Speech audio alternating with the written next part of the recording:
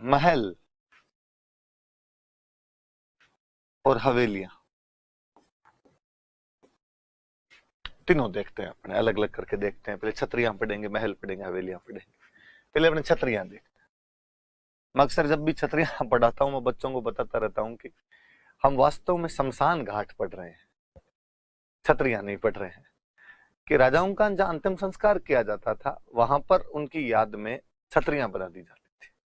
कलात्मक होती थी, बहुत सुंदर होती थी, इसलिए वो अपने आप में अब एक टूरिस्ट पैलेस के रूप में सामने आ गई। तो हम वो छतरियां पढ़े। जैसे उदयपुर में एक जगह है आहड़।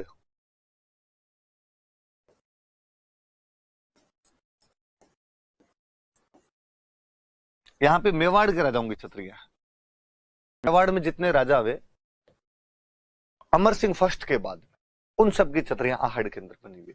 सबसे पहले यहाँ पे किसी की छतरी बनी थी तो अमर सिंह फर्स्ट की बनी थी। संभवतः हिस्ट्री में भी मैंने ये बात बताई थी।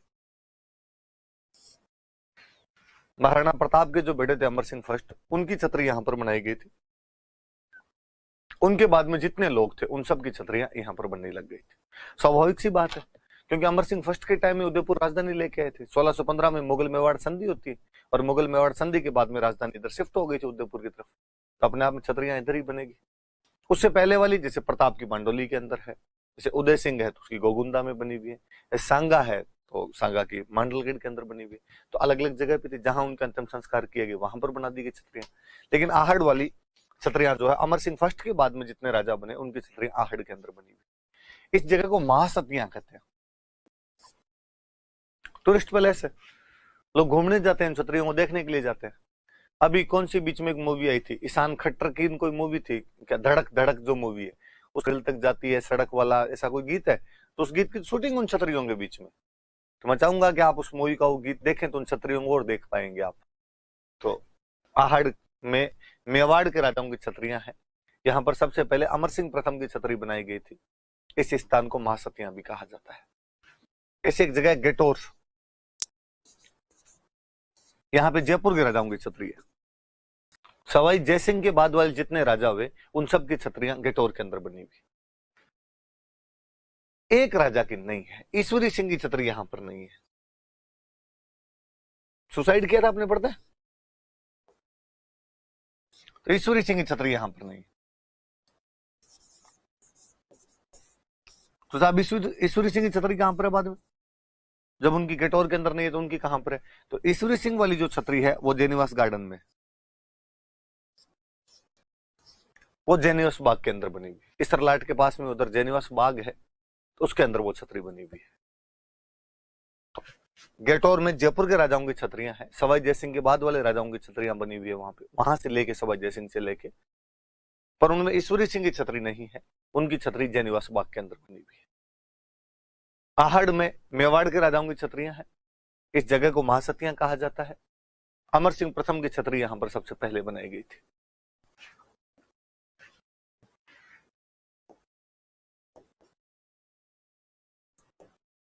पंचकुंड मंडोर में एक जगह है। वास्तव में सही पूछो तो पंचकुंड तो शमशान घाट का नाम है मंडोर में। अब मंडोर में है तो आपको बताने की भी आवश्यकता नहीं है। जोधपुर के राजाओं की छतरियां, जोधपुर के राजाओं की छतरियां कहां पर स्थित है? तो पंचकुंड मंडोर में उन राजाओं की छतरियां स्थित है। जोधपुर के सामंतों की जो छतरियां हैं वो कागा में। ये जोधपुर के सामंतों की, राजाओं की पंचकुंड में, सामंतों की कागा में। जोधपुर के सामंतों की छतरियां। और इन सामंतों वाली छतरी में सबसे अच्छी छतरी कोई है तो राज सिंह कुंपावत की। राज सिंह कुंपावत आशोप का सामंत था। संभवतः पहले बात बताई होगी इसके बारे में।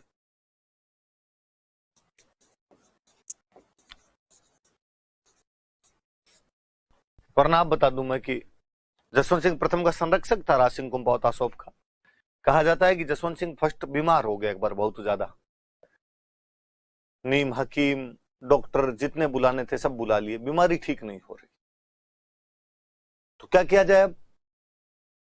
तो तांत्रिक बुलाया गया एक, और उस तांत्रिक ने कहा कि साहब राजा को ठीक करने के लिए यज्ञ करना पड़ेगा।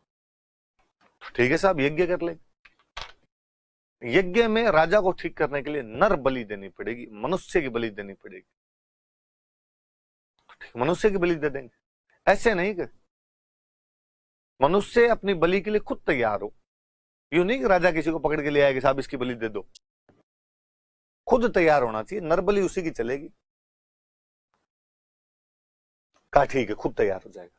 कहा ना ना, आप कल को किसी कमजोर आदमी को लेके आ सकते हो, केला तेरे को इतने पैसे देंगे, घर परिवार सुखी हो जाएगा, तेरा 10 पीढ़ियां ही सुखी हो जाएगी और तू नर बलि दे दे।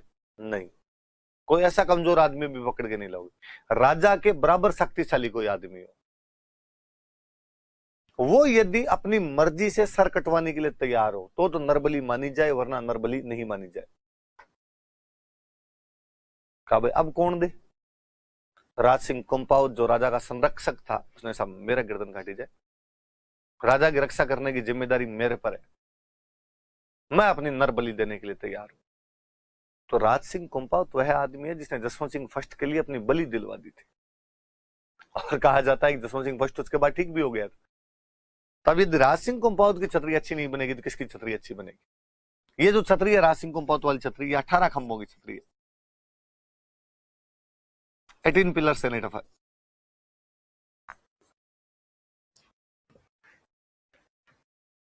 पंचकुंड मंडोर में जोधपुर के राजाओं की छतरियां हैं, कागा में जोधपुर के सामंतों की छतरियां हैं, जिनमें सबसे अच्छी छतरी राज सिंह कुंपावत की है, जो आसोप के सामंत थे, जो 18 खंभों की छतरी है।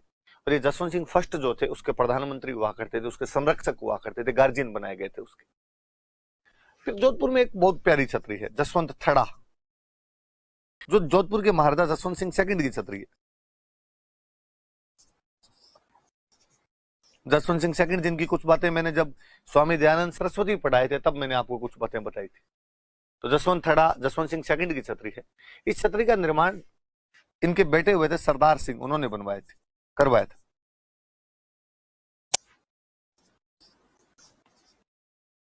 सरदार सिंह निर्माण करवाते हैं इसका। इस छतरी को राजस्थान का ताजमहल कहा जाता है। वैसे मेरे कोई पूछे तो ताजमहल भी तो अपने आप में एक छतरी है। हिंदुओं में छतरी बोल दिया करते, मुसलमान उन्हीं को मकबरा बोल दिया करते। ताजमहल शाहजहां की रानी मुमताज महल का मकबरा ही तो है अपने आप। जोधपुर में 3 बातें याद रखना। जोधपुर के राजाओं की छतरियां कहां पर है? तो पंचकुंड मंडोर में। जोधपुर के सामंतों की छतरियां कहां पर है? तो कागा में। यहाँ पे सबसे अच्छी छतरी किसकी है? तो राज सिंह कुंपावत की। कहां का था? तो आसोप का। कौन था? तो जोधपुर महाराजा जसवंत सिंह फर्स्ट का गार्जियन था, प्रधानमंत्री था उसका। जसवंत सिंह सेकंड की छतरी कहां पर है? तो मेहरानगढ़ के ठीक सामने। उसका नाम क्या है? तो जसवंत थड़ा।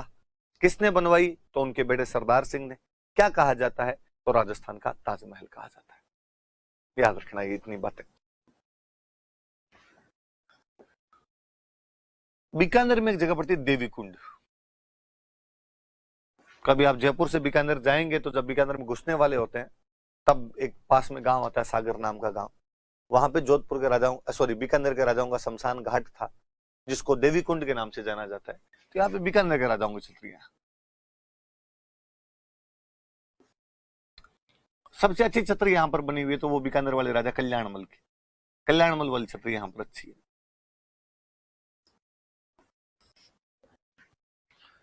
फिर 2-3 सिंपल बड़ा बाग की छतरियां हैं। ये जैसलमेर के राजाओं की छतरी है।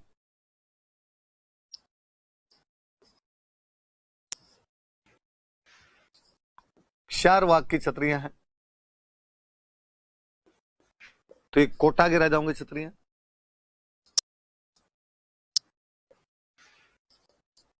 कैसर विलास बाग की छतरियां हैं।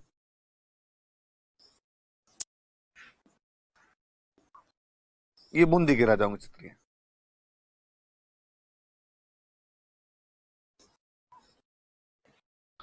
मुख्य मुख्य रियासतों के शमशान घाट है। आहड़ और पढ़ लेते हैं। ये तो राजाओं की मुख्य मुख्य। नाथों की छतरी। नाथ संप्रदाय अपने पढ़ते हुए जालोर में खूब नाथ संप्रदाय था। सिरे मंदिर बना हुआ है, जलंधर नाथ जी वहां रहते थे, तल्लीनाथ जी वहां चले गए थे। तो नाथों वाली जो छतरी है ये जालोर में। इन नाथों वाली छतरी पे सब पे तोता बना हुआ, ये याद रखना, कोई पूछ लेगा कि नाथों की छतरी पे कौन से पक्षी के चित्र बने हुए, तो तोते के चित्र बने हुए इन पर। पाली वालों की छतरी जैसलमेर में,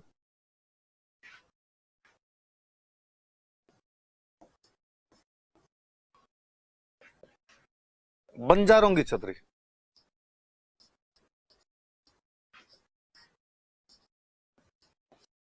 दौसा में एक जगह पड़ती है लाल सोट,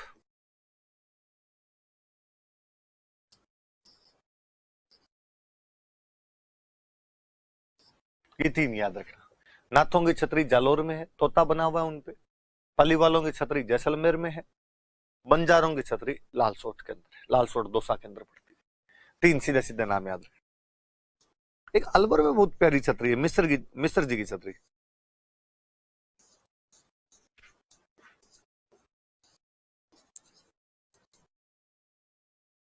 वहां पर ये छतरी है नेहड़ा। और इस छतरी पे भगवान विष्णु के 10 अवतारों के चित्र हैं। कौन सी छतरी पे 10 अवतारों का चित्रण है? तो मिस्र जी की छतरी पे। मिस्र जी की छतरी कहां पर है? तो नेहड़ा अलवर के अंदर है। गंगाबाई की छतरी है,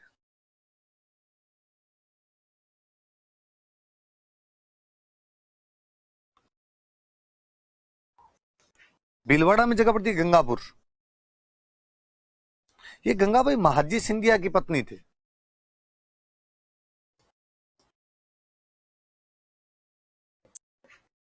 महादजी सिंधिया की पत्नी थी। मेवाड़ के राजा के धर्म बहन बने हुए थे, यहाँ पे आए हुए थे, यहीं पे डेथ हो गई, तो बाद में उनकी छतरी भी यहीं पर बनाई गई थी। गंगाबाई की छतरी यहाँ बनाई गई थी भीलवाड़ा में, गंगापुर के अंदर। उनके नाम पर ही शहर का नाम गंगापुर। उनके नाम पे मंदिर था, गंगाबाई शाह का मंदिर बनवाया था यहाँ पे। तो गंगाबाई की छतरी किसकी है? तो याद रखना भाई कि गंगापुर में भीलवाड़ा में महादजी सिंधिया की रानी थे।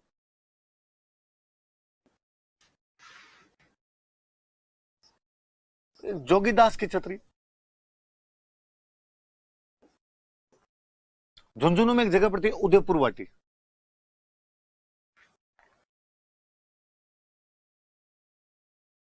झुंझुनू,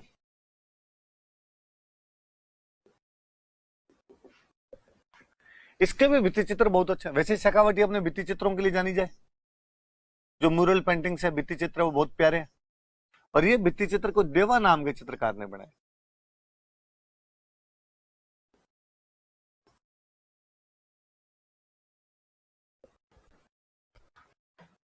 जोगीदास की छतरी के भित्ति चित्र देवा नाम के चित्रकार ने बनाए थे। जोगीदास की छतरी उदयपुर वाटी नाम के स्थान पर स्थित है, जो कि झुंझुनू के अंदर है।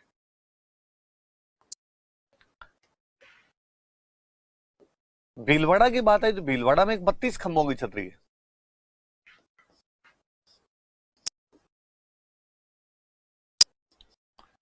भीलवाड़ा में मांडल नाम की एक जगह है।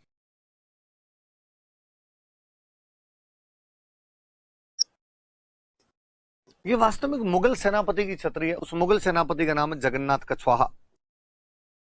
तो यहां पे लड़ाई में मरा था।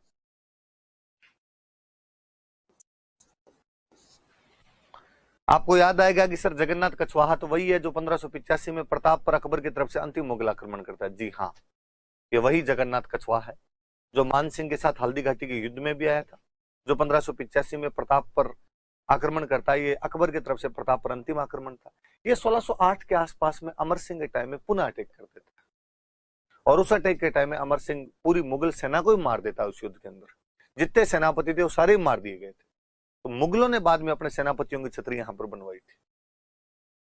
तो उनमें एक छतरी जगन्नाथ कछवाहा की छतरी है, जो कि 32 खंभों की है। तो 32 खंभों की छतरी कहा जाता है। मांडलगढ़ में तो सांगा की छतरी है, ध्यान रखना। और मांडल में ये 32 खंभों वाली छतरी जगन्नाथ कछवाहा की। 32 खंभों की कहने पर मुझे लगता है आपको एक छतरी और याद आनी चाहिए कि हमीर ने अपने पिता जेतर सिंह के 32 साल शासनकाल की याद में 32 खंभों की छतरी का निर्माण रणथंभौर में भी करवाया था। तो वो भी 32 खंभों की छतरी, ध्यान रखना, दो अलग अलग है। ये नंबर ऑफ पिलर्स आए तो मैं फिर एक कहूं, एक 84 खंभों की छतरी है, बहुत फेमस है।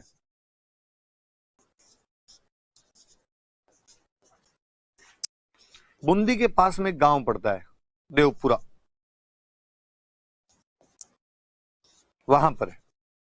ये वास्तव में तो कोटा बूंदी नेशनल हाईवे जो अपना एनएच जो है कोटा बूंदी उस पर बना, जहां तक मुझे याद आता है 52 नंबर है ये, आजकल नंबर चेंज कर दिए, 52 नंबर होना चाहिए।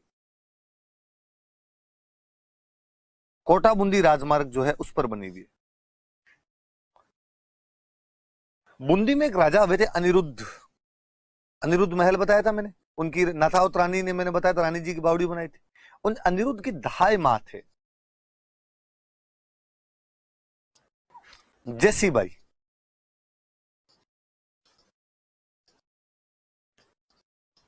ये वास्तव में जैसी बाई की छतरी है। बूंदी के राजा अनिरुद्ध की दहाई मां जैसी बाई की छतरी है। जैसे उदय सिंह की दहाई मां थे पन्ना, जैसे अजीत सिंह की दहाई मां थे गोरा, जैसे जगत सिंह की दहाई मां थे नोजूबाई, वैसे अनिरुद्ध की जो दहाई मां थे उनका नाम था जैसी बाई। और ये छतरी जैसी बाई के बेटे ने बनवाई थी, और जैसी बाई के बेटे का नाम था देवा। तो जैसी बाई का बेटा था देवा, उसने इस छतरी का निर्माण करवाया था। कौन से राजा के शासनकाल में? अनिरुद्ध के। थे कौन ये? तो अनिरुद्ध की दहाई मां थे। जैसे हम पढ़ते हैं कि भाई पन्ना दहाई थे, पन्ना दहाई के खुद के बेटे का नाम तो चंदन, और वो दहाई मां किसके थे? तो दहाई मां थे वो उदय सिंह के। तो वैसे जैसी बाई के खुद के बेटे का नाम देवा, और दहाई मां किसके थे? तो अनिरुद्ध के। तो अब अनिरुद्ध और देवा भी तो आपस में एक तरीके से भाई हो गए, पालने वाली मां तो एक ही है। ठीक है भाई, पिता दोनों के अलग अलग है, पर वो एक ही महिला तो पालन पोषण कर रही है उनका। इसलिए राजाओं के वे भाई जो दहाई मां के बेटे हुआ करते थे उनको दहाई भाई बोलते।